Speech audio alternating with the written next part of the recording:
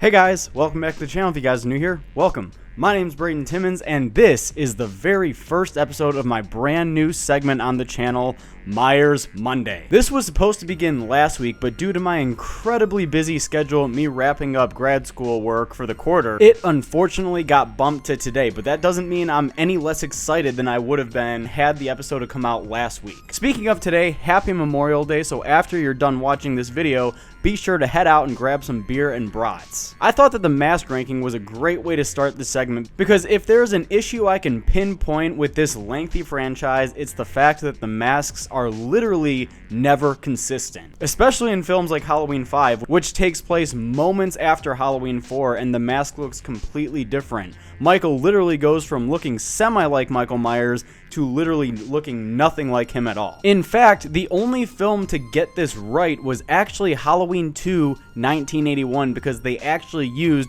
the same mask from 1978, which makes sense considering it takes place moments after. With that being said, I want to tell you guys right now, I will be ranking Halloween 1 and 2's masks together because they are literally the same thing, just worn by two different actors, but I will also state who I like more in the mask and why. The last thing I want to say before we get into the ranking is that this is just my personal opinion on the masks and the way that they look, so there is no need to leave threatening comments because I disagree on something. We are going to disagree and that's okay. Be sure to tell me your thoughts on your favorite masks in the comment section so that way we can battle it out there. Alright guys, I think I'm good. Let's rank some masks. Number 9. Coming in last place is going to Halloween 5. This mask is Michael Myers at his lowest point, hands down. I mean, what in the world is going on here?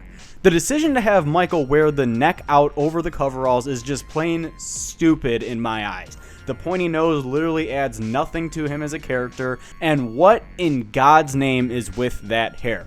Aside from those features, the mask is a bit more grubby than it was in Halloween 4, which is, I guess, a plus and a step in the right direction. But really, other than that, I can't find a single damn thing I like about this mask, so that's number 9. Number 8. Number 8 for me is probably the bottom of the list for a lot of you. I mean, believe me, it's not a whole lot better than Halloween 5, but it's going to Halloween Resurrection.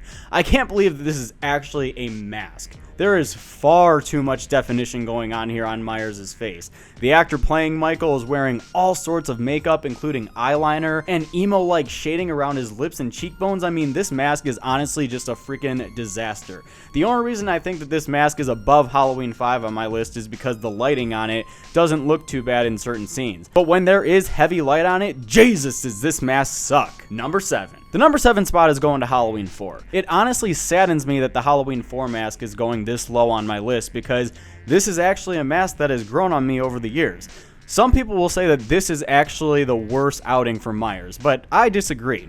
I'd rather have this one than masks like the ones in 5 or Resurrection, but that's just me. One thing is for certain though, after Halloween 4, it's all downhill from there, for the most part. I mean, the real reason I had to put the mask this low is just because I like the mask coming up more. Here, Michael just doesn't really look like himself. Almost all of the texture has been stripped away and replaced by some flimsy mask with little to no definition. The hair is for sure noticeably on the unwanted volume and is completely gelled back.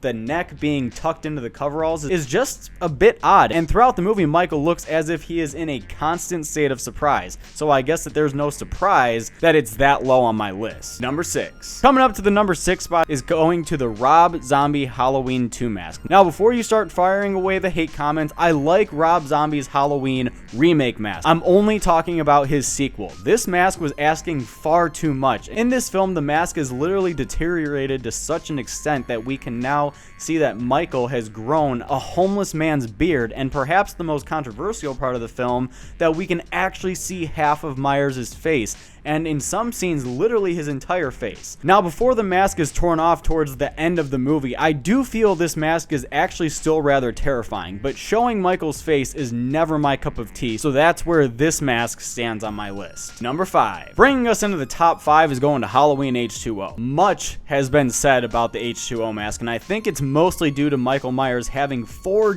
different looks throughout the course of the movie. Seriously, in the final cut of Halloween H2O, you can spot physical rubber masks, masks that are full of makeup, and even a frame-for-frame CGI mask. It is embarrassing. Michael's looks honestly changed drastically between scenes of this movie. The 4 masks that were used in the movie was a recast of the Halloween 6 mask, which is the one that's used in the opening scene for Marion Chambers' death, which honestly is one that I think that they should have continued to use throughout the movie. I thought that they should have just continued with Halloween 6.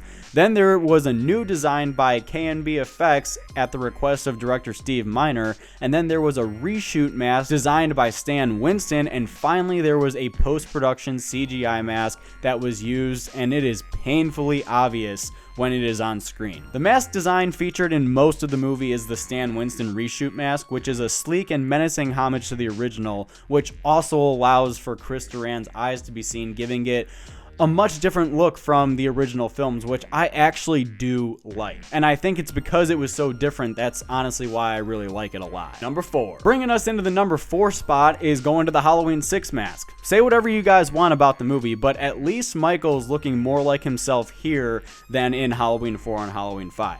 There's really nothing much to say here other than the mask is probably the most faithful to the original 1978 look. Damn good mask in my eyes. Number 3. Number 3 is going to the Rob Zombie's Halloween 2007 mask. This mask is absolutely terrifying. Aside from the perished rubber effect, the mask actually looks like Michael, but a bit more on the slim side too. It honestly looks like Michael's just lost a little bit of weight. The eyes and the pout are perfect, and seriously, if you saw this man coming after you, you'd shit yourself. That's number 3. Number 2. Bringing us into our runner-up is Halloween 2018. I really love this mask so much. For what they were going with story-wise, I believe that this is the best look that you could have asked for. It honestly looks like the mask has aged with Michael, like it was human skin. And on the poster, it actually kind of has a sad look to it. But regardless, I love this mask and I am really excited to see more of it in Halloween Kills. Number 1. Coming in at number 1, I don't think there is any surprise that it's the classic Michael Myers mask from Halloween 1 and 2.